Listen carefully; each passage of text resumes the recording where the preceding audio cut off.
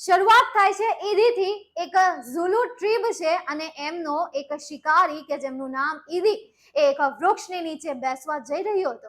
એમણે જોયું હરણનું ટોળું. શું જોયું એમણે? હરણનું ટોળું જોયું ચડતા. અને આ બધામાં અચાનક એક માદા ચિતા સરકીને આવી અને એક હરણ પર કૂદી અને એ હરણને પકડી લીધું અને બાકીના હરણો ત્યાંથી ભાગી ગયા. પછી થોડી વાર પછી એમના બે બચ્ચા બહાર આવ્યા અને એ પરિવારે એ પોતાનો જે ખોરાક છે એ ખોરાકને શાંતિથી ખાધો. ત્યારે ઈદીના મનમાં વિચાર આવ્યો કે શું હું આ બચ્ચાની જેમ નસીબદાર હોઈ શકું કે મને પણ બેઠા બેઠા ખોરાક મળે? એટલે આવું એ વિચારે છે. શું ક્યાં કોઈ એવો ઈઝી રસ્તો હોઈ શકે કે હું પણ હરણને પકડી લઉં અને હું પણ આરામથી ખોરાક ખાઈ શકું? એટલે અચાનક એમના માઇન્ડમાં એક સરસ મજાનો વિચાર આવે છે કે હા, એમની પાસે બે બચ્ચા છે, એક બચ્ચાને હું ઉપાડી લઉં, એક બચ્ચાને હું ચોરી લઉં. એટલે પ્લાનિંગ બનાવે છે. એ એમનું અનુસરણ કરે છે. સાંજ સુધી એમનું અનુસરણ કરે છે. માતા ચિતા જે છે એ માતા ચિતા ઝરણા તરફ જાય છે પાણી પીવા માટે. એમના બચ્ચાને ગાઢ ઝાડીમાં છુપાવી દે છે અને ત્યાંથી એ જતી રહે છે. ઈદી તરત જ એમના હાથમાં એક ભાલો અને ઝાડી લઈને ત્યાં પહોંચી જાય છે જ્યાં એમના બચ્ચા છે. એમના બચ્ચા જે છે, ચિતાના જે બચ્ચા છે, બચ્ચા એમની સામે જોવે છે ચમકતી આંખો સાથે. થોડો ડર પણ હોય, નો ડાઉટ, પરંતુ એ ભાગી શકતા નથી કારણ કે ખૂબ નાના છે. ઈદી તરત જ એના ઉપર જાળી ફેંકે છે વિચાર્યા વગર અને મનમાં વિચારે છે કે ભાઈ એક હોય ગુલામ એના કરતા બેટર કે મારી પાસે બે ગુલામ હોય. બંનેને હું તાલીમ આપું, મારી પાસે વધારે ખોરાક આવશે, બંનેને હું હુકુમ આપીશ અને બંને મારું કાર્ય કરશે. તો આ લાલચમાં એ બંને બચ્ચાને ઉપાડી લે છે અને જતો રહે છે. થોડી વાર પછી માદા ચિતા ત્યાં પાછી આવે છે. એમના બચ્ચાને નથી જોતી, ગુસ્સે થઈ જાય છે, આમથી આમ કૂદે છે. બહુ ફાફા માર્યા પછી, સૂંઘ્યા પછી એમને એમના બચ્ચાની કોઈ જાણકારી નથી મળતી એટલે એ રડવા લાગે છે. રડ્યા જ કરે છે. આખી રાત્રિ દરમિયાન રડ્યા કરે છે. મોટેથી જ્યારે એણે રડવાનું શરૂ કર્યું ત્યારે એમનો આ અવાજ એ એક ગામમાં રહેતા સમજદાર વ્યક્તિના કાને પડે છે અને એ વૃદ્ધ માણસ સમજી જાય છે આ પ્રાણીની વેદનાને. એટલે એ સીધો પહોંચી જાય છે ઈદીના ઘરે અને ત્યાંથી એમણે જે ટોપલામાં બચ્ચા છુપાવ્યા છે એ બચ્ચાને તો લેતા લે છે, પણ એ પહેલા એ ઈદીને કહે છે, ઈદી, હું તને નફરત કરું છું અને આપણી જાતના બધા લોકો તને નફરત કરે છે કારણ કે તું આળસુ છે. તને ખબર છે કે આપણી જાતના લોકો જાતે મહેનત કરી ખોરાક લે છે, પોતાનો શિકાર કરે છે. શિકારીઓ તે આળસ કરી તે આ બચ્ચાને છોડ્યા એટલે ગામના લોકો ભેગા મળીને ઈદીને ગામની બહાર ફેંકી દે છે. આ બધું થયા પછી એ સમજદાર વૃદ્ધ માણસ એ બચ્ચાને પોતાના ખભા પર લે છે અને માતા ચિતાને રિટર્ન કરી દે છે. જ્યારે દેવા જાય છે ત્યારે માતા ચિતાના ચહેરા ઉપર એમના આંસુના ડાઘા દેખાય છે, જે હંમેશ માટે રહી ગયા હોય છે, હંમેશ માટેની નિશાની બની ગઈ હોય છે. તો that's a story of our unit 1 કે જે ખરેખર ઇન્ટરેસ્ટિંગ હતી. પ્રાણી વિશે કહી જતી હતી, આપણને પ્રાણી પ્રેમી બનાવી જતી હતી કે પ્રાણીને પણ ભાવના હોય છે, એમને પણ લાગણી હોય છે. સો નેવર હર્ટ એની એનિમલ્સ. કોઈ પણ પ્રાણીઓને ક્યારેય પણ હર્ટ ના કરવું, બિલકુલ પણ નહીં. તો આજે તમારું પહેલું યુનિટ હતું એ એક ઇમોશનલ યુનિટ હતું કે જેનાથી તમને પ્રાણીઓ પ્રત્યેની વેદના, એમની પ્રત્યેની ભાવના અને એમની પ્રત્યેનો જે પ્રેમ છે એ પ્રેમ વધારી શકે. બરાબર, ચાલો તો આ હતી સ્ટોરી. હવે આપણે જઈએ એમના ક્વેશ્ચન્સ પર. તો આમાંથી તમને કેવા પ્રકારના ક્વેશ્ચન પૂછાય છે સૌથી પહેલા તો એમની ચર્ચા કરીએ. આજે અત્યારે આપણને પેલું પેજ દેખાય છે એ પેલા પેજમાં જોઈ લઈએ. जिंदगी एक सफर है सुहाना, यहाँ कल क्या हो किसने जाना. जो પહેલો ક્વેશ્ચન, પેરેગ્રાફ પરથી ક્વેશ્ચન્સ. કેના પરથી ક્વેશ્ચન્સ? પેરેગ્રાફ પરથી સવાલ. ઓકે, બીજો સવાલ. કોણ કોને કહે છે? કોણ કોને કહે છે? ત્રીજો સવાલ, ખાલી જગ્યા. ઓકે, હજી એક ચોથો સવાલ છે, યાદ નથી આવતો. ચોથો સવાલ કયો છે? ટ્રુ ફોલ્સ તમારે નથી આવતા. ટ્રુ ફોલ્સ નથી આવતા. ઈદી કોણ છે મેમ? છોટી વખત પૂછ્યું છે. તો આખો પાઠ જોવાય. અહીંયા પાછળ એ એંગ્રી ના જે શોલા છે ને એ સિમ્બોલ મૂકવાની કોઈ જરૂર નથી. તારી કોમેન્ટ આજ પછીના લેક્ચરમાં ન જોઈએ. ઈદી કોણ છે? નહોતું કહ્યું? શરૂઆતમાં જ જ્યારે મેં આખી સ્ટોરી કીધી ત્યારે મેં તમને ગહીને કીધું કે ઝુલુ ટ્રીબનો ઈદી તો ગુજરાતી શબ્દ જ હતા. ઇંગ્લિશ તો હજી તું ભણ્યો નથી. તો હું થાત તારું ચોથી વાળી થાતી.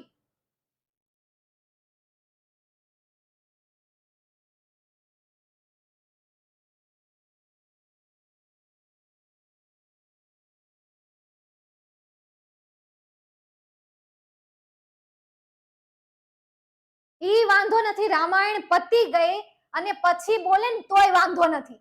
ન્યા એમણે ગુસ્સો કરવાનો તમને કોઈ હક નથી. એક વાત એ યાદ રાખી લેજો.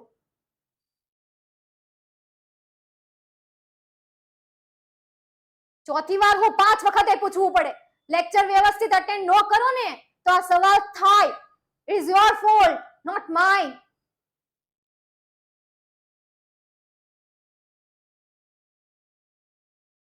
અને હું અહીંયા કોઈ વાત કરતી હોય અને તમે કોમેન્ટમાં સતત પૂછીએ જતા હોય તો તમારી કોમેન્ટમાં ધ્યાન દેવું કે તમને સમજાવવામાં. જ્યારે હું એમ કહું કે પ્રશ્ન પૂછો ત્યારે જ પૂછવાના. ચાલુ ક્લાસે પ્રશ્ન પૂછો એના જવાબ નહીં મળે, બિલકુલ પણ નહીં મળે. કોણ કહેતું હતું કે મેમ ગુસ્સે નથી કરતા? જો જોઈ લો, ખરેખરનું જોઈ લો.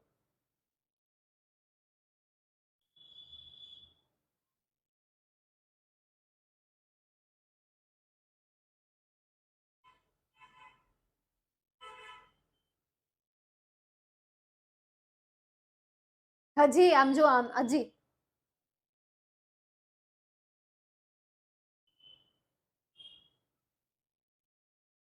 કરતા નહીં. હવે આવું ભૂલથી નહીં, ન કરતા.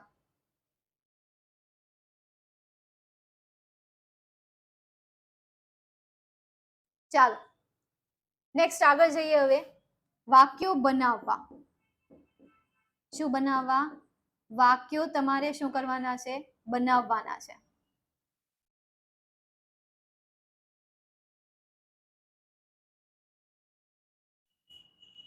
પેરેગ્રાફ પરથી ક્વેશ્ચન આન્સર સમજાઈ ગયું? કોણ કોને કહે છે મતલબ કે who said to whom, આ પણ સમજાઈ ગયું. બીજું, ખાલી જગ્યા એ કેવા પ્રકારનો ક્વેશ્ચન છે એ પણ હું અહીંયા તમને હમણાં એક્ઝામ્પલ આપીને સમજાવવાની છું. નેક્સ્ટ એના પછી વાક્ય બનાવવા કે જેને ઇંગ્લિશમાં સેટ ઓફ ધ વર્ડ કહેવાય છે. શું કહેવાય છે? Set of the word. ચાલો clear? Set of the word મતલબ કે વાક્ય બનાવવા. ઓકે, તો આટલી વસ્તુ તમારે ટેક્સ્ટ બુકમાંથી પૂછાશે. તમારા જે પાઠ છે ને, કેટલા પાઠ છે 9મા ધોરણમાં? 1 થી 11 પાઠ છે. 1 થી 11 પાઠ છે અને એમાં તમારી 4 પોયમ પણ છે. તો આ પોયમના હજી ક્વેશ્ચનની મેં વાત જ નથી કરી. મેં ખાલી વાત કરી તમારા આ 1 થી 11 પાઠની અહીંયા મેં વાત કરેલી છે. તો આમાં તમારે MCQ બેઝ કાંઈ પૂછાતું નથી. 8મા ધોરણમાં તમારે જે આવતું હતું એ ભૂલી જાઓ. હવે આ ઇંગ્લિશના અમુક વર્ડ છે, એમના જે વર્બ છે એ વર્બને યાદ રાખો. એ બધી વસ્તુ અલગ છે.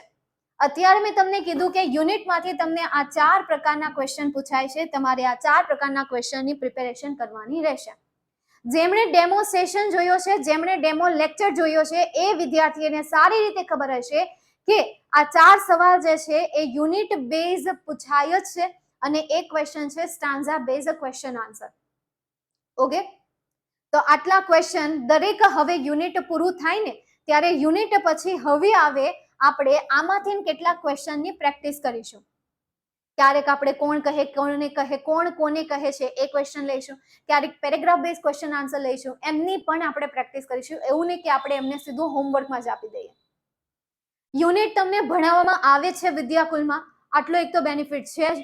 બીજું અહીંયા હું તમને પેરેગ્રાફ બેઝ ક્વેશ્ચન આન્સર સાથે સાથે ખાલી જગ્યાની practice, set of the word, આ જે પણ ક્વેશ્ચન છે મને એમ લાગે કે અહીંયા આ ક્વેશ્ચન કરાવવાની જરૂર છે, ત્યાં હું તમને એ ક્વેશ્ચનનું સોલ્યુશન કરાવીશ, એ ક્વેશ્ચનના પ્રેક્ટિસ પણ કરાવીશ, પરંતુ તમારે જાતે પણ કરવું પડશે. બીજી એક વાત, આપણે ક્વેશ્ચન તરફ જઈએ એ પહેલા, એમની શરૂઆત કરીએ એ પહેલા, જે વિદ્યાર્થીઓ નવા છે એ વિદ્યાર્થીઓએ પહેલાના લેક્ચર નથી જોયા તો સૌથી પહેલાના લેક્ચર જોઈ લેવા. સીધા કોઈ તમે થર્ડ પાર્ટમાં આવી જાઓ છો, ઓબ્વિયસલી યાર તમે આગળનું સ્ટડી નથી કર્યું, યુ આર નોટ ઓફલાઈન. તમે ઓફલાઈન નથી, તમે ઓનલાઈન છો. તમને રેકોર્ડેડ લેક્ચર પ્રોવાઈડ કરવામાં આવે છે કે જેનાથી તમે જાણી શકો કે ક્લાસમાં કેટલું ચાલ્યું છે. બીજું, તમે એક રીઝન એવું આપો છો કે મેમ અમે નવા હતા, તો તમને એટલી તો મેચ્યોરિટી હોય ને કે આપણે સવાલ ત્યારે પૂછીએ જ્યારે મેમ કોમેન્ટ રીડ કરે. મેમ આર નોટ જાદુગર. તમારી મેમ જે છે ને એ જાદુગર નથી કે એમને ખબર પડી જાય કે હા આ છોકરાએ આ સવાલ પૂછ્યો છે. શું ધ્યાન રાખજો, કોમેન્ટ કરવામાં જેટલી પ્રામાણિકતા રાખશો એટલી પ્રામાણિકતા અહીંયાથી રહેશે. ગુસ્સા સામે ગુસ્સો પણ મળશે અહીંયા તો ખાસ. એટલે કોઈ પણ રિક્વેસ્ટ કરો છો, કોઈ ક્વેશ્ચન પૂછો છો તો શાંતિથી જ પૂછવાનું રહેશે. ચાહે 3 વાર પૂછો, ચાહે 4 વાર પૂછો, ચાહે 5 વાર પૂછો, શાંતિ જ રાખવાની છે બેટા. હજી 9માં જ ભણે છે, સમજો છો ને તમે, હજી 9માં જ છો, હજી કાંઈ તોડી નથી લીધું, હજી ભણો જ છો, ઘરે જ બેઠા છો. જ્યારે બહુ મોટા વ્યક્તિ બની જાવ ને ત્યાં નહીં સાંભળતા કોઈનું. ત્યાં સુધી રિસ્પેક્ટ પહેલા, રિસ્પેક્ટ દો, રિસ્પેક્ટ લો, સીધી અને સિમ્પલ. ઓકે, ચાલો જોઈએ હવે આગળ. તો આજનો આપણો પર્પસ શું છે? PYQ નો. શેનો? PYQ મતલબ કે પ્રીવિયસ યર ક્વેશ્ચન. પરંતુ તમારે 9મા ધોરણમાં પ્રીવિયસ યર ક્વેશ્ચન આવે નહીં. આવડી આ જે મેથડ છે અત્યાર સુધી 10th અને 12thમાં જ છે, કારણ કે એમને બોર્ડની એક્ઝામ હોય એટલે આગળના પેપર બધાને સેમ જ આવવાના છે, અલગ અલગ તો આવવાના નથી. પણ 9મા ધોરણમાં એવું નથી હોતું. 9મા ધોરણમાં પ્રાઇવેટ સ્કૂલ છે અને ગવર્મેન્ટ સ્કૂલ છે, અને ગવર્મેન્ટ સ્કૂલમાં પણ એવું કહેવામાં આવ્યું હતું કે તમારી રીતે આ ફોર્મેટમાં પેપર બનાવી નાખજો અને તમારી રીતે એક્ઝામ લઈ લેજો. એમણે ખાલી ડેટ લખી નાખી હતી કે આ તારીખથી લઈને આ તારીખની વચ્ચે કોઈ પણ સમયે તમારે એક્ઝામ લેવાની રહેશે. એટલે પેપર 9મા ધોરણમાં ક્યારેય એક સરખા ઓલ ઓવર ગુજરાતમાં તો નહીં જ હોય. એટલા માટે પ્રીવિયસ યર ક્વેશ્ચન તમારે નહીં આવે. પણ હા, એમને લગતા જેટલા પણ સ્વાધ્યાય છે, એમને લગતા જે ક્વેશ્ચન છે, ક્વેશ્ચનની પ્રેક્ટિસ તમને કરાવવામાં આવશે. ઓકે, ચાલો નેક્સ્ટ હવે આપણે જઈએ આગળ. તો શી એકે કહ્યું કે જેટલા મોટા વ્યક્તિ બનીએ ને એટલે એને પણ રિસ્પેક્ટ કરતા તો શીખવાનું. સાચી જ વાત કહી છે, મારું મગજ લિટરલી હલી ગયું જાણે એમણે એમ કહ્યું કે 4થી વાર સવાલ પૂછું છું અને પાછળ ગુસ્સાનો સિમ્બોલ આપ્યો. હવે યાર ખરેખર જતું રહ્યું હતું આઉટ ઓફ. ચાલો આવી જાઓ પાછા. ક્યાં? તો મેં તમને કીધું હતું ખબર, ખાલી જગ્યાને આધારિત સવાલ લખ્યો હતો, 4 સવાલ હતો, એમાંનો એક પ્રકાર છે ખાલી જગ્યા આધારિત. યાદ છે? જોયું હતું? ધ્યાન હતું કોઈનું? સારું કહેવાય. તો બસ એમાંનો જ એક આ સવાલ તમને આ રીતે પૂછાશે. કાઉન્સમાં 3 ઓપ્શન આપેલા છે, 3 ખાલી જગ્યા આપેલી હશે. જે શબ્દ જ્યાં સૂટ થાય એ શબ્દને ઉપાડીને ત્યાં મૂકી દેવાનો. જો એક્ઝામ તમારી 50 માર્ક્સની હશે તો તમને સ્કૂલમાંથી એ 2 માર્ક્સમાં પૂછાશે. જો તમારી એક્ઝામ 80 માર્ક્સની હશે તો સ્કૂલમાં એ તમને 3 માર્ક્સમાં પૂછશે. એ રીતે એમનો માર્કિંગ રેશિયો હશે, આ યાદ રાખી લેજો. પેપર સ્ટાઇલ સરખી નથી હોતી, પેપર સ્ટાઇલ અલગ અલગ હોય છે. હા, એક ફિક્સ જે પેપર સ્ટાઇલ છે એ પેપર સ્ટાઇલ હું તમને લાસ્ટમાં, મતલબ કે તમારી જ્યારે ફાઇનલ એક્ઝામ આવે ત્યારે ફાઇનલ એક્ઝામમાં હું તમને ફાઇનલ પેપર સ્ટાઇલ જે છે એ પેપર સ્ટાઇલ પ્રમાણે હું તમને સમજાવી દઈશ બધું કે આ રીતે તમને ક્વેશ્ચન આટલા માર્ક્સમાં પૂછાશે, પણ ક્યારે? ફાઇનલમાં. ત્યાં સુધી નહીં. ઓકે, ચાલો જોઈએ હવે આપણે શી ખાલી જગ્યા ઓલ અરાઉન્ડ. તો શી ફર્સ્ટ બેંકમાં આપણે શું લખશું? સ્નીફ. કે એ સૂંઘ્યું. તો આ બ્લેન્ક માત્ર ને માત્ર જો તમને પાઠનું ભાષાંતર આવડતું હશે ને તો આ ખાલી જગ્યા તમે ફિલ કરી શકશો, અથવા તો પાઠ વિશે ખબર હશે તો. નેક્સ્ટ એના પછી બટ ખાલી જગ્યા, તો બટ પછી શું આવશે બેટા? અલાસ. યસ, તો આપણે અહીંયા શું લખીએ? અલાસ. But alas, she could not find her dear babies. At last she became, એટલે કે અંતે હવે એક શબ્દ વધ્યો અને હવે શું આવશે? સેડ આવશે. તો ખાલી જગ્યા પૂરવા માટે જરૂરી પાડશે એક તો તમને પાઠનું ભાષાંતર આવડવું જરૂરી છે. પાઠના દરેક શબ્દના મીનિંગ ખબર હોવા જરૂરી છે. બીજો પોઈન્ટ કે કાઉન્સમાં આપેલા શબ્દનો પણ અર્થ આવડવો જરૂરી છે. શબ્દનો જે અર્થ છે એ અર્થ પણ આવડવો જરૂરી છે. જેમ કે અલાસ મતલબ કે અફસોસ, સ્નીફ મતલબ કે સૂંઘવું અને સેડ મતલબ શું થશે? ઉદાસ થશે, નાખુશ થશે. ક્લિયર? આ ત્રણ શબ્દના મીનિંગ થયા. તો આ તમારી ખાલી જગ્યા આધારે ક્વેશ્ચન થઈ ગયો નંબર 1. એના પછી આગળ જોઈએ હવે પેરેગ્રાફ પરથી સવાલ જવાબ. 8મા ધોરણમાં પણ તમારે આ હતા, 7મા ધોરણમાં પણ આ ક્વેશ્ચન હતો અને 6થા ધોરણમાં પણ સેમ આ ક્વેશ્ચન હતા. હા, ફરક એટલો હતો કે તમને પેરેગ્રાફ બેઝ જે ક્વેશ્ચન આન્સર પૂછતા એ ક્વેશ્ચનમાં તમને એમસીક્યુ પ્રોવાઈડ કરાવતા. અમુક સ્કૂલમાં, નોટ ઓલ, બધી સ્કૂલમાં પેરેગ્રાફ બેઝ ક્વેશ્ચન આન્સર નહોતા પૂછાતા. અને નહીં પૂછાતા હોય પરંતુ એમસીક્યુ બેઝ બધા શાળામાં નહોતા આપતા. અમુકમાં એમસીક્યુ આપે તો અમુક સ્કૂલમાં એમસીક્યુ નહોતા આપતા, એમને સીધા ક્વેશ્ચન આપી દેતા હતા. એ પછી થોડીક ઉપરના લેવલની પ્રેક્ટિસ કરાવતા હોય, કંઈક એવી હોય. સમજાણું?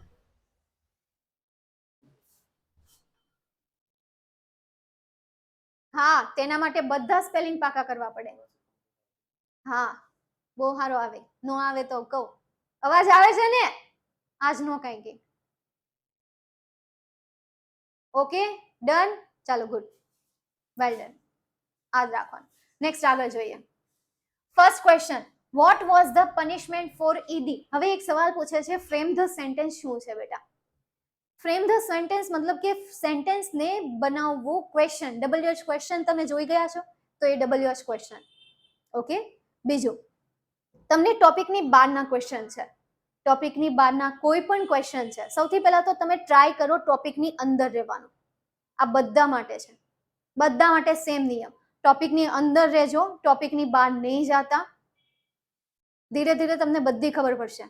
કારણ કે ટોપિકની બહાર તમે જવાની શરૂઆત કરી તો આપણી પાસે 200 કરતા વધારે વિદ્યાર્થીઓ છે. એ બધા વિદ્યાર્થી એ જ કરશે. તો આપણે ટોપિકને ક્યારે સ્ટડી જ નહીં કરી શકીએ. હમણાં હું ખુરશી લઈને અહીંયા બેસી જાઉં ને, હે, તો ટોપિક ઉપર હું જઈ જ ન શકું. એ પોઈન્ટ ઉપર જ વાત ચાલ્યા કરે. સમજાઈ ગયું? ચાલો, નેક્સ્ટ આગળ જઈએ. તો first question, what was the punishment for ઈડી? ઈટી માટેની પનિશમેન્ટ શું હતી? તો એમને શું કરી દેવામાં આવ્યો હતો? ડ્રાઈવ કરી દેવામાં આવ્યો હતો. તો ધ વિલેજર્સ શું થશે અહીંયા? The villagers. તેની જગ્યાએ શું લખવાનું છે? Villagers. Decided to drive away Idi from the village forever, and this is the punishment of for Idi. આ રીતે આન્સર લખી શકો. અથવા તો કોઈએ બનાવ્યો છે એ આન્સર પણ સાચો છે, ખોટો બિલકુલ પણ નથી. Okay, done. ચાલો, ફોલો કરજો જેટલા નિયમ મેં તમને કહ્યા છે એ. ટોપિકની બહાર બિલકુલ પણ નહીં જતા, ટોપિકની અંદર રહેજો. અત્યારે આ ટોપિક ચાલે તો મને આને રિલેટેડ જ આન્સર જોઈએ છે, આને રિલેટેડ જ ક્વેશ્ચન જોઈએ છે, એ સિવાયના બીજા કોઈ ક્વેશ્ચન નહીં. સેકન્ડ ક્વેશ્ચન, વોટ ડીડ શનો do for the cups? What મતલબ કે શું, શનો કરે છે, ડુ મતલબ કે કરવું, ફોર ધ કપ્સ મતલબ કે બચ્ચાઓ સાથે. કે ભાઈ શનો જે છે એ બચ્ચાઓ સાથે શું કરે છે? તો અહીંયા શનો took the cups on his shoulder and returned them to their mother. તો આ તમારા સેકન્ડ ક્વેશ્ચનનો આન્સર છે. તમે અત્યારે 9th સ્ટાન્ડર્ડમાં છો એટલે તમને એ રીતના ક્વેશ્ચન આન્સર પૂછવામાં આવે છે કે જેમાં તમારે થોડા ચેન્જીસ કરવાના હોય. જેમ કે કર્તાને લગતા ચેન્જીસ હોય, ધ્યેય આપ્યું છે તો ધ્યેયની જગ્યાએ ધ વિલેજર્સ કરી દેવાનું. એ સિવાય બીજી કોઈ વાત નહીં. ધ્યેયની જગ્યાએ જસ્ટ તમે ધે વિલેજર કરી દો, મતલબ કે કર્તા જસ્ટ તમારે ચેન્જ કરવાનું. ત્યાં તમારે જે રિયલ કર્તાનું નામ હોય એ કર્તાનું નામ તમારે ત્યાં એડ કરવાનું રહેશે. તો આવા જે ઝીણા ચેન્જીસ છે એ ઝીણા ચેન્જીસ કેમ કરવા, કેવી રીતે કરવા, એ માત્ર ને માત્ર તમે નવનીતમાં જે તમને પેરેગ્રાફ બેઝ ક્વેશ્ચન આન્સર આપ્યા છે એમને સોલ્વ કરો છો. અથવા તો આપણી યુથ સ્ટુડન્ટની એક એપ્લિકેશન છે યાર, 9મા ધોરણ નહીં પરંતુ બધા ધોરણ માટે છે. એક એપ્લિકેશન આપણી છે કે જેમનું નામ છે યુથ સ્ટુડન્ટ. કે જેમાં તમે પેરેગ્રાફ બેઝ ક્વેશ્ચન આન્સરની પ્રેક્ટિસ કરી શકો છો. ત્યાં તમને પેરેગ્રાફ બેઝ ક્વેશ્ચન આપેલા છે, એ ક્વેશ્ચનના આન્સર તમને નીચે જ મળી જશે, એટલે આન્સર પણ ત્યાં જ આપેલા છે. તો આન્સરની કોઈ રામાયણ છે નહીં, તો તમે એમાંથી પણ પ્રેક્ટિસ કરી શકો છો. મટીરિયલ ન લીધું હોય તો કંઈ વાંધો નથી, દરેક વસ્તુનું સોલ્યુશન તમને અહીંયાથી પ્રોવાઈડ કરવામાં આવશે. તો આની પ્રેક્ટિસ વધારે પેરેગ્રાફની પ્રેક્ટિસ ક્યાંથી કરવી? તો યુથ સ્ટુડન્ટની એપ્લિકેશનમાંથી. ક્લિયર અહીંયા સુધીનું? Okay. શનો took the cups on his shoulder and returned them to their mother. હા, એકદમ પરફેક્ટ આન્સર આપ્યો છે. ઓકે, ચાલો નેક્સ્ટ હવે આપણે આગળ જઈએ. એના પછી second paragraph base question answer. What did શનો know when he found out the cub? મતલબ કે જ્યારે તેણે તેના બચ્ચાને શોધ્યા ત્યારે શું જાણતો હતો કે ભાઈ આ કામ હતું એ કોનું હશે? ઈદીનું જ હશે, બરાબર. So this old man Shano was very wise. He loved animal, knew all about them. When Shano found on hidden cups, he knew that it was a Idi's wicked idea. તો અહીંયાથી જ એમનો આન્સર આવશે, કોઈ change નથી કરવાના. જો બેઠા આન્સર લખવાના છે, બસ ધ્યાન રાખવાનું છે, ધ્યાનથી વાંચવાનું છે. જ્યાં જ્યાં શબ્દો ચેન્જ કરવા પડે ત્યાં ત્યાં તમારે ચેન્જ કરવા પડશે. ઓકે, ઈદી વિશે જાણતો હશે. હા, ઈદી વિશે જ જાણતો હતો. કોના વિશે જાણતો હતો? ઈદી વિશે. તો આપણે તો ઇંગ્લિશમાં આન્સર લખવાના છે, ત્યાં ગુજરાતીમાં તો હાશે નહીં, હે ને? હેયાલ નામ મસ્ત છે, હેયાલ યુનિક નામ છે. સમજાઈ ગયું? ઈદો, યસ ઈદો. જો આ પાછો મેં હજી એને કીધું આ ધારા. ફ્રેમ ધ સેન્ટેન્સ નો આન્સર આપ્યો મેં, yes or no? Frame the sentence નો આન્સર આપ્યો? જરા એમને કયો. બસ આ જ પ્રોબ્લેમ ન ગઈ. ધારા પેલા તું વોલ્યુમ છે ને અપ રાખજે અને ધ્યાન અહીંયા રાખજે. ક્યારે મેમ તમારા સવાલનો જવાબ આપી દે છે ને એ તમારે જોતું રહેવાનું. અને તને એ બાબતે મેં ટોકી હતી કે ટોપિકની બહાર ન જાતી. હવે તારું નામ લઈને તને ટોકવી પડશે. પેલા નહોતું લેવું, હવે લેવાશે.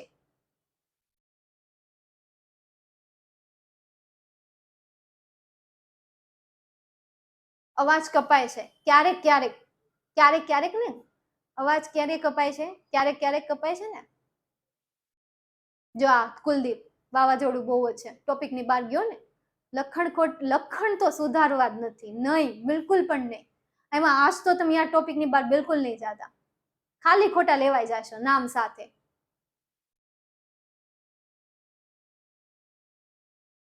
એક આ બીજો ઇન્દેડ, ચાલો ઇગ્નોર કરીએ એમને, હે ને. બેસ્ટ ઓપ્શન ઇગ્નોરાય નમઃ. What happen at night? મતલબ કે રાત્રિ દરમિયાન શું થયું હતું? વોટ હેડ હેપન, તો રાત્રિ દરમિયાન શું થયું હતું એ તમારે અહીંયા લખવાનું છે. તો અહીંયા તમને કીધું છે at night the mother cheetah cried so loudly that she was heard by a wise man living in the village. આ તમારા સેકન્ડ ક્વેશ્ચન નો આન્સર અહીંયા સુધી લખી દેવાનો છે. At night, the mother cheetah cried so loudly that she was heard by a wise man living in the village. છે આમાં કઈ સમજાવવા જેવું? સવાલ ગોતો અને એમાંથી લખો. તો દરેકે દરેક પ્રકારના સવાલનું સોલ્યુશન કરવા માટે પાઠનું ભાષાંતર આવડવું ખૂબ જ જરૂરી છે. શું છે? ખૂબ જ જરૂરી છે. ભાષાંતર આવડતું હશે તો તમે દરેક પ્રકારના સવાલનું સોલ્યુશન કરી શકશો, એમના આન્સર પણ લખી શકાશે, નહીં તો નહીં. એના પછી આગળ જોઈએ. who said to whom, મતલબ કે કોણ કોને કહે છે એની વાત અહીંયા છે. ચાલો જુઓ અહીંયા કેટલા ક્વેશ્ચન છે. Can I be lucky as this beautiful cub? મતલબ કે આ સુંદર બચ્ચાઓની જેમ હું પણ નસીબદાર હોઈ શકું. તો આ જે સેન્ટેન્સ છે એ સેન્ટેન્સ કોણ બોલે છે? ઈદી બોલે છે, પણ કોને કહે છે? હિમસેલ્ફ. તો આખું તમારે લખવાનું છે કે ઈદી said to himself.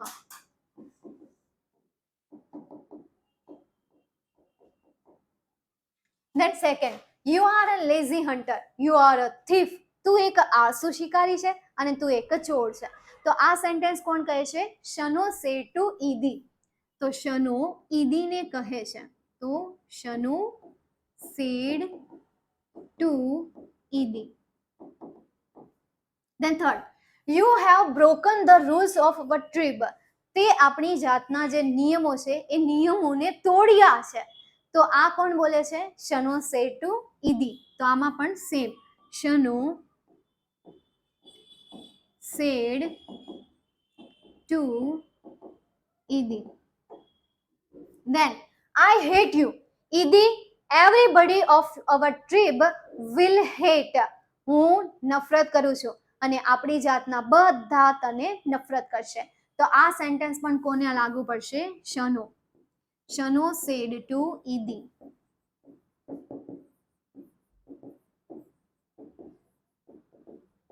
Last, you because you are lazy and wicked too. मतलब કે યાર આ જોઈન્ટર છે, will hate you because you are lazy and wicked too. તો આ રીતે તમને who said to whom જે છે એ તમને અહીંયા પૂછાશે, મતલબ કે કોણ કોને કહે છે એ.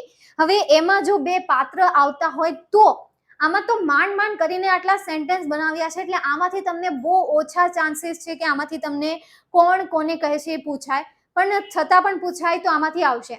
એમાં હોય એવું કે અમુક સેન્ટેન્સ એવા હોય, અમુક ક્વેશ્ચન એવા હોય કે જે ઘણા ચેપ્ટરમાંથી ન પૂછાય.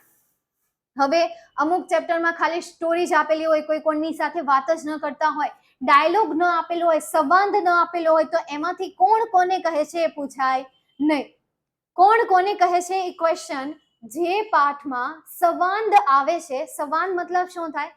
કોણ કોને કહે છે, સોરી કોણ કોને કહે છે નહીં, પરંતુ વાર્તાલાપ. બે વ્યક્તિઓ વચ્ચે વાર્તાલાપ હોય, પેલું ખબર 8મા ધોરણમાં તમારે આવતું હશે, મધર પછી ડોટ કરીને, મતલબ કે કોલમ કરીને પછી મમ્મી જે બોલતી હોય એ આવે, પછી ડોટર કોલમ કરીને ડોટર જે બોલતી હોય એ આવે, તો એને આપણે શું કહીએ છીએ? એને આપણે કહીએ છીએ ડાયલોગ.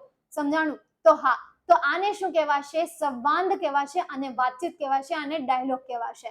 ચાલો ક્લિયર હવે અહીંયા સુધી? તો આવા પ્રકારના ક્વેશ્ચન પૂછાય છે. રહી સેટ ઓફ ધ વર્ડ ની વાત, તો સેટ ઓફ ધ વર્ડ જે છે એ સેટ ઓફ ધ વર્ડ હું તમને નેક્સ્ટ જે યુનિટ ચલાવું એ યુનિટમાં હું તમને સેટ ઓફ ધ વર્ડ કેવી રીતે શબ્દો બનાવવા એ પણ એવું છે યાર. તમે ખબર 5મા ધોરણમાં 4થા ધોરણમાં આપણને એમ કહેતા કે ઉદાહરણ પ્રમાણે કરો, જો કે હજી પણ આવે છે, 6થા ધોરણમાં આવતું હોય છે તમારે ઉદાહરણ પ્રમાણે કરો. તો બે એક શબ્દ આપ્યો હોય અને એને એ શબ્દનો યુઝ કરીને એક સેન્ટેન્સ બનાવ્યું હોય ઉદાહરણમાં, અને પછી આપણને નીચે બીજા શબ્દો આપ્યા હોય અને એ શબ્દનો ઉપયોગ કરીને સેન્ટેન્સીસ બનાવવાના, વાક્ય બનાવવાના. ગુજરાતીમાં આવું કરતા હતા. સેમ એ રીતે અંગ્રેજીમાં આવે. અંગ્રેજીમાં તમને બે શબ્દ આવશે, એ બે શબ્દનો ઉપયોગ કરીને તમારે સેન્ટેન્સ બનાવવાના રહેશે. there is no any method, there is no any fixed sentence which can you use in exam, કે જેનો તમે એક્ઝામમાં યુઝ કરી શકો એવું કોઈ ફિક્સ સેન્ટેન્સ નથી. હા, તમને સ્કૂલમાંથી જો એમ કહેવામાં આવ્યું હોય કે તમારે આ સેન્ટેન્સ લખીને આવવાનું, જે સેટ ઓફ ધ વર્ડ પૂછાય તો આ સેન્ટેન્સ લખીને આવવાનું, તો વાત અલગ છે, કારણ કે બધી સ્કૂલમાં એ એપ્લાય થતું નથી. એટલા માટે આપણે એ સેન્ટેન્સનો બિલકુલ પણ યુઝ નહીં કરીએ. નહીં તો મારી પાસે એ સેન્ટેન્સના બહુ બધા જુગાડ છે. જેમ કે તમને સેટ ઓફ ધ વર્ડમાં બે શબ્દ આપ્યા હોય, ડેશ કરીને આપ્યું હોય વિકેડ, આ રીતે તમને બે શબ્દ આપેલા છે, તો આનો એક જુગાડ છે. આનો જુગાડ શું છે ખબર છે? આનો જુગાડ એ છે, I don't know the meaning of this two word lazy and wicked. I don't know the meaning of this two word lazy and wicked. મતલબ સમજાયું તમને? હવે આ જે ફોર્મેટ જે છે ને બધામાં જીક બોલાવી દેવાની.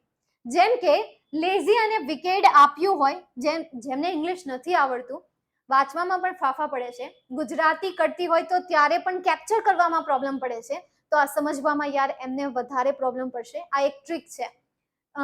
હવે બીજો શબ્દ તમને આપ્યો છે બોડી એન્ડ એવરીબડી એન્ડ ટ્રીબ, બરાબર? હવે આવો કંઈક શબ્દ આપ્યો છે, બે શબ્દ આપ્યા છે, તો બંનેમાં તમે સેમ સેન્ટેન્સ યુઝ કરી શકો. I don't know the meaning of this two word everybody and tribe. I don't know the meaning of this two word lazy and wicked, and also you can use any other two words, but આ જે છે એ બધી સ્કૂલમાં લાગુ નથી પડતો. લખીને આવશો તો 0 માર્ક્સ મળશે. સો યાર એમને મિનિંગફુલ સેન્ટેન્સ બનાવીને આપો, મિનિંગલેસ સેન્ટેન્સ બનાવીને નથી આપવાનું, જુગાડ કરીને બિલકુલ પણ નથી આવવાનું. તમારે જાતે જ સેન્ટેન્સ બનાવવાનું રહેશે. ઓકે? હા, 9મા ધોરણમાં છે. બધાયને ઇંગ્લિશ આપો. હા, વાંધો નહીં. इंग्लिश सीखने के लिए क्या करें? सीखने के लिए क्या करें? सीखने के लिए इंग्लिश सीखने के लिए સૌથી પહેલા ઇંગ્લિશ બોલવાનું શરૂ કરો. મતલબ કે યાર તમારા પાઠમાંથી યુનિટ રીડ કરો. આપ તમારી પ્રોબ્લેમ શું છે ખબર છે યાર? તમે વિચાર કરો યાર તમે કયા ધોરણથી ઇંગ્લિશ ભણો છો? યાદ કરો ક્યારથી તમે ઇંગ્લિશ ભણો છો? પહેલા ધોરણથી. કેટલામાં આવ્યા? 5મામાં. એક સેન્ટેન્સ એ બોલી શકીએ આપણે? એક સેન્ટેન્સ પણ આપણે બોલી શકવાના છીએ નહીં, કારણ કે આપણે માત્ર ને માત્ર એક જ પ્રેક્ટિસ કરી છે અને એ છે રાઇટિંગની. જ્યારે કોઈ પણ વસ્તુ શીખવા, ચાહે એ સાયન્સ હોય, ચાહે તમારું મેથ્સ હોય, ચાહે ઇંગ્લિશ હોય, ચાહે તમારું એસેસ હોય, કોઈ પણ હોય, દરેકને આ 4 પાસાઓ હોવા જોઈએ: reading, writing, listening and speaking. ચાલો, તમે સાંભળો છો, ઓકે. તમે લખો છો, ઓકે. તમે વાંચો છો, ઓકે. તમે લખો છો, ઓકે. તમે સાંભળો છો, ઓકે. પણ બોલો ક્યાં? બોલે દો ના જરા, दिल में है जो छिपा, हम किसी से कहेंगे नहीं. તો તમે વાંચો છો, તમે લખો છો, તમે સાંભળો છો, પરંતુ બોલતા નથી. રાઈટ?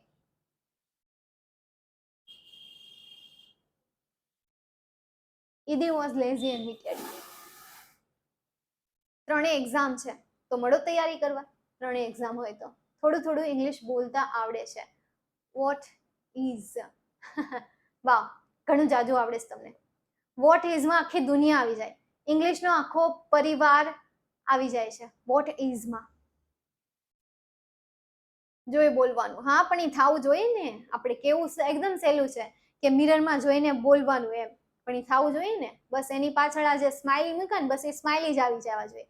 મિરરમાં જોઈને બોલવાનું, શું મજાક કરે છે, એમ જ કહે છે ને તું શું મજાક કરે, એટલે તું સેલ્ફને જ કહે છે ને શું મજાક કરે. કરીને બતાવ તો હું માનું.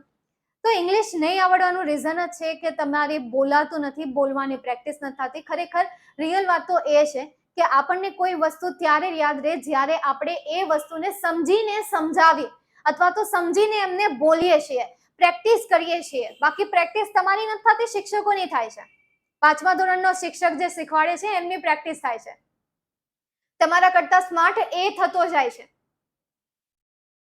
તમારા કરતા સ્માર્ટ જે એ ભણાવે છે ને એ તમારા કરતા વધારે સ્માર્ટ થતો જાય છે, કારણ કે એ વાંચે છે, એ બોર્ડ ઉપર લખે છે, પછી એ સાંભળે પણ છે અને એ સાથે સાથે તમને સમજાવતા પણ જાય છે. આ 4 વસ્તુ શિક્ષકની થાય છે, તમારી થતી નથી. તો તંબુરો તમને આવડવાનું. તો આજે ચોથી પ્રેક્ટિસ નથી થતી, એ ડિપેન્ડેડ છે આ સ્ટુડન્ટ પર, એ ડિપેન્ડેડ છે વિદ્યાર્થીઓ પર. તમે જોજો, તમે અત્યારે 9મામાં છો, તમે જ્યારે 12 કમ્પ્લીટ કરશો અને તમારે આઈએસ કરવું હશે અથવા પીટી કરવું પડશે તમારે, અથવા તો ટોફેલ કરવું પડશે, આ બધા ઇંગ્લિશના કોર્સ છે. જો આ કરશો ને એમાં પણ આ 4 પાર્ટ આવે જ: reading, writing, listening and speaking. તો આમાં તમને સ્પીકિંગનો જે પાર્ટ છે ને એ પાર્ટ તમને સેલ્ફ આપી દેશે કે જાતે શીખવાનું છે, જાતે પ્રેક્ટિસ કરવાનું છે. એ તમને ગાઈડન્સ આપી દેશે કે આ રીતે બોલવું, આ રીતે પ્રેક્ટિસ કરવી. એ પ્રેક્ટિસ કરવાના રસ્તા બધા આપી દેશે. બાકી પ્રેક્ટિસ તમારે સેલ્ફ જ કરવાની રહેશે. એ પ્રેક્ટિસ માટેનું તમને એક સ્ટેજ પણ આપી દેશે કે જે સ્ટેજ પર જઈને તમે પ્રેક્ટિસ પણ કરી શકો. સમજાય છે? તો ઇંગ્લિશ શીખવા માટે તો શરૂઆત કરવી પડે, બીજું કાંઈ નહીં. ના બેટા, નો બોલી શકાય ભવ્ય. તમારી સાથે હું અમુક વર્ડ્સ ઇંગ્લિશના યુઝ કરી શકું. વર્ડ્સ છે જેમ કે હું વર્ડ્સ અમુક જગ્યાએ યુઝ કરી શકું. Stop comment, please yeah, respect word. તો વર્ડ્સ યુઝ કરી શકું, બટ ઇંગ્લિશ સેન્ટેન્સ હું યુઝ ન કરી શકું, કારણ કે વિદ્યાકુલ એક ઓનલાઈન પ્લેટફોર્મ છે અને આ ઓનલાઈન પ્લેટફોર્મ પર જેટલા હોશિયાર વિદ્યાર્થીઓ છે સેમ એ રીતે એવા પણ સ્ટુડન્ટ છે કે જે માત્ર ને માત્ર ગુજરાતી શીખવા આવે છે હે કે એમનું ભાષાંતર કઈ રીતે થાય છે, કયા વે થી થાય છે. એમ ગુજરાતી તો એમને આવડે છે બોલતા, એમાં તો બહુ હોશિયાર છે, એમાં કઈ ઘટે જ નહીં. ચાલો ક્લિયર. તો તમને આ રીતે યુનિટમાંથી આટલા પ્રકારના ક્વેશ્ચન પૂછાશે અને આ જ તમારે પ્રેક્ટિસ કરવાની રહેશે. અડધાની તો પ્રેક્ટિસ હું કરાવી દઈશ, પણ બાકીનાની પ્રેક્ટિસ ક્યાંથી કરવાની? યુથ સ્ટુડન્ટ એપ્લિકેશનમાંથી. ઉડી જશો, પંખો ચાલુ કરી દીધો છે. ચાલો ક્લિયર. તો અહીંયા સુધી રાખીએ, મળીએ નેક્સ્ટ સેશનમાં. જય હિન્દ, વંદે માતરમ, જય જય Gujarat, bye and take care.